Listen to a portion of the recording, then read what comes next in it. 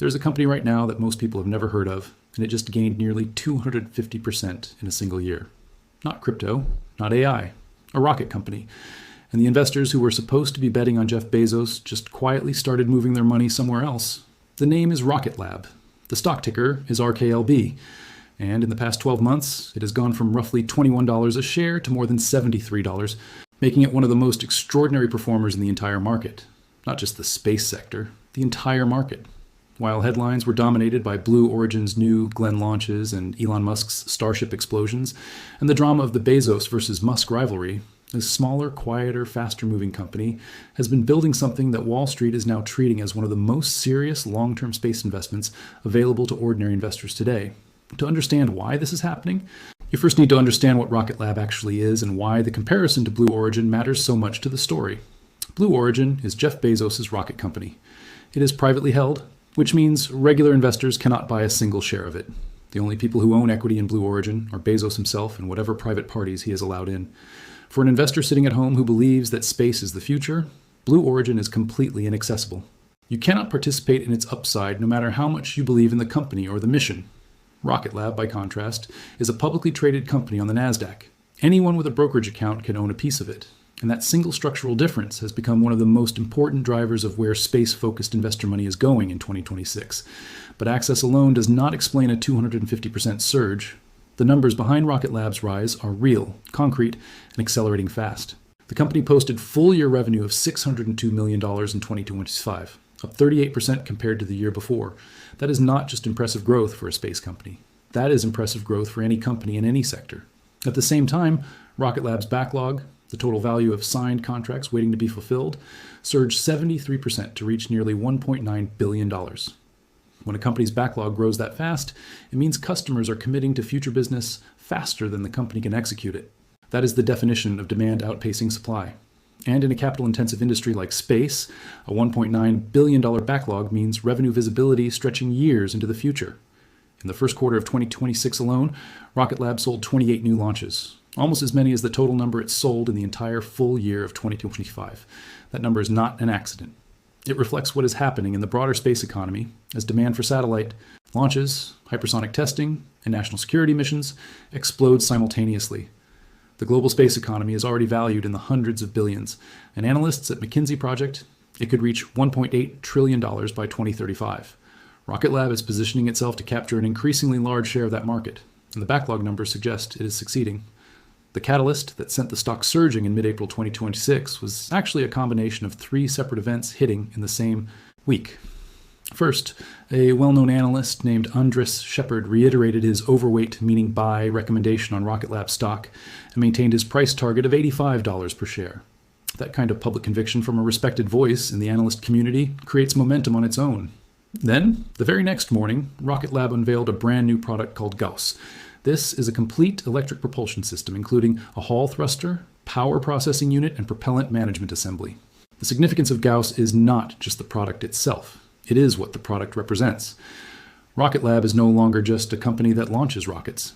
It is becoming a full-spectrum space technology provider, building the engines, the electronics, the optical systems, and increasingly the satellites themselves that the entire space industry depends on. The third event of that week was the completion of Rocket Lab's acquisition of Mynaric, a German laser communications company, for $155.3 million. Laser communications technology is one of the most critical emerging fields in space infrastructure because it allows satellites to transmit data to each other and to the ground at speeds and volumes that traditional radio frequency communications cannot match. As satellite constellations like Starlink, Amazon's Project Kuiper, and dozens of others grow into the thousands and tens of thousands of satellites, the demand for high-bandwidth inter-satellite communication becomes enormous. Rocket Lab now owns a piece of that market, and investors noticed. Then came the single moment that arguably changed sentiment about the stock more than any earnings report or contract announcement could. Rocket Lab CEO Peter Beck quietly reduced his own annual salary to $1 and voluntarily gave back $155 worth of restricted stock units that he was entitled to receive. Beck essentially told shareholders and the entire market in a public filing that he is not here for his compensation. He is here for the stock price. His personal financial outcome is tied entirely to Rocket Lab's share price performing over the long term, and he was willing to put that commitment in writing for everyone to see. When that news hit social media, a post on Wall Street Bets accumulated over 1,400 upvotes and nearly 200 comments within hours, with investor sentiment scores reaching 88 out of 100. That is the kind of CEO action that retail investors and institutional investors alike respond to viscerally and immediately. Beck did not need to say a word about the company's future prospects. His action said everything that needed to be said. The defense contracts flowing into Rocket Lab have been particularly striking and represent a fundamental shift in how the United States government thinks about this company. In March 2026, Rocket Lab announced a $190 million block buy contract for 20 hypersonic test flights using its HAST launch vehicle under the Pentagon's MAC TV 2.0 program. That single contract was the largest launch contract in Rocket Lab's entire history. It also pushed the company's combined backlog across launch and space systems above $2 billion for the very first time. The contract covers hypersonic missile testing flights, which are directly connected to some of the most urgent national security priorities the United States has right now, including the Golden Dome Missile Defense Initiative and the broader push to develop and test hypersonic weapons faster than China or Russia can match. Rocket Lab is not just launching commercial satellites. It is embedded in America's most sensitive and best-funded defense programs, and that positioning creates a kind of institutional stickiness that pure commercial launch companies simply do not have. The company also secured a prime contract under the Space Development Agency's Tranche 3 tracking layer program and gained access to future opportunities through a Missile Defense Agency SHIELD IDIQ award. In February 2026, it acquired Optical Support, Inc., a manufacturer of high-precision optical and optomechanical systems used in national security satellites, space protection missions, and missile warning and tracking applications. With each acquisition and each contract, Rocket Lab is pulling itself further away from the identity of a small launch startup and closer to the identity of a vertically integrated space and defense prime contractor, the kind of company that governments rely on and never stop renewing contracts with. And then there is Neutron. The Neutron rocket is Rocket Lab's next-generation medium-lift vehicle designed to carry up to 8,000 kilograms to low Earth orbit. That is more than 25 times the payload capacity of the current Electron rocket that Rocket Lab has been flying since 2017. Neutron is designed to be fully reusable, directly competing with SpaceX's Falcon 9 in the medium-lift market segment. Rocket Lab filed launch permit paperwork for Neutron with a targeted debut window of July 1st through December 31st, 2026. If Neutron flies successfully this year and demonstrates even a fraction of the reliability that Electron has built over 21 consecutive successful launches, the addressable market that Rocket Lab can compete for expands by an order of magnitude.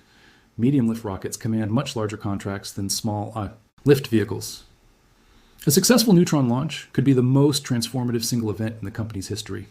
Analyst consensus reflects all of this momentum. As of April 2026, Rocket Lab carries 10 buy ratings and 6 hold ratings from covering analysts, and not a single sell rating. The average price target sits at $86.68 per share, representing meaningful upside even after the extraordinary run the stock has already had. Clear Street initiated coverage in March 2026 with a buy rating and an $88 price target, citing expectations of 35% revenue growth through 2030. When covering analysts agree this uniformly and this enthusiastically about a space company, it reflects something more than hype. It reflects a genuine assessment that the business model is working and the competitive moat is widening. None of this is without risk, and any honest assessment has to acknowledge that plainly. Rocket Lab is still not profitable. The company lost nearly $200 million on its $602 million of revenue in 2025. The stock trades at roughly 66 times sales, which is an extraordinarily high valuation multiple even by the standards of high-growth technology companies. A great deal of Neutron's promise has already been priced into the current share price. If Neutron is delayed significantly or underperforms after its first flight, the share price would face serious and immediate pressure. Space is an industry where things go wrong in ways that no financial model can fully anticipate or protect against. A single failed launch, a lost government contract, or a shift in Pentagon priorities can reshape investor sentiment overnight. These are real material risks that anyone considering the stock must weigh honestly and carefully against the upside. But the broader picture is difficult to ignore. Rocket Lab is publicly traded, and Blue Origin is not. Rocket Lab has record revenue and an exploding backlog, and Blue Origin's financials are known only to Jeff Bezos. Rocket Lab has a CEO who just voluntarily took a $1 salary, and Blue Origin has a CEO reporting to the richest man in the world. Rocket Lab has defense contracts, NASA programs, hypersonic test missions, laser communications technology, optical systems, satellite propulsion, and a medium-lift rocket on the verge of its first flight. And the investors who want to own a piece of the commercial space age through the stock market have essentially one serious, scaled, publicly traded option to consider. That option is Rocket Lab. What most investors do not fully appreciate yet is how unusual Rocket Lab's business model actually is compared to every other space company they can name. SpaceX is the giant, privately held, and inaccessible to public markets until its eventual IPO, currently valued at roughly $2 trillion in private trading. Blue Origin is privately held and has no public market presence at all.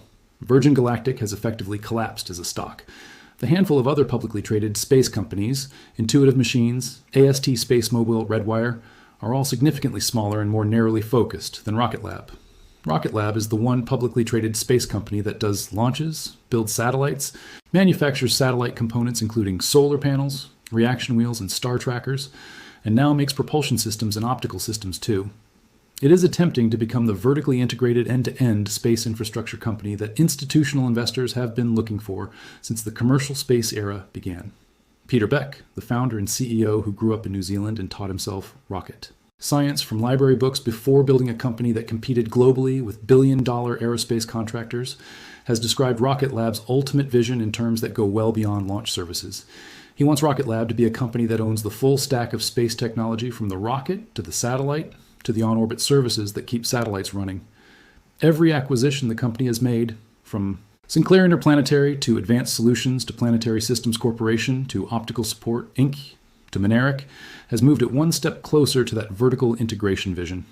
And with each step, the company becomes harder to replace for the customers who depend on it because those customers are buying not just a launch, but an ecosystem of products and services that only Rocket Lab can bundle together in the same way.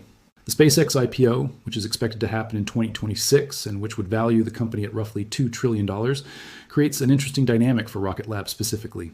On one hand, the SpaceX IPO will draw enormous attention and capital to the commercial space sector broadly. When the biggest, most successful rocket company in history finally becomes publicly available to ordinary investors, it will remind the entire market that space is a real industry producing real revenue and real contracts and real military value. That rising tide narrative tends to lift all boats in the sector, including Rocket Lab. On the other hand, SpaceX at $2 trillion will dwarf Rocket Lab entirely. Investors who want pure exposure to SpaceX will buy SpaceX, but investors who want a more accessible entry point into the space economy, or who specifically want the medium and small lift launch market without paying SpaceX's enormous valuation multiple, will continue looking at Rocket Lab as the alternative that makes sense.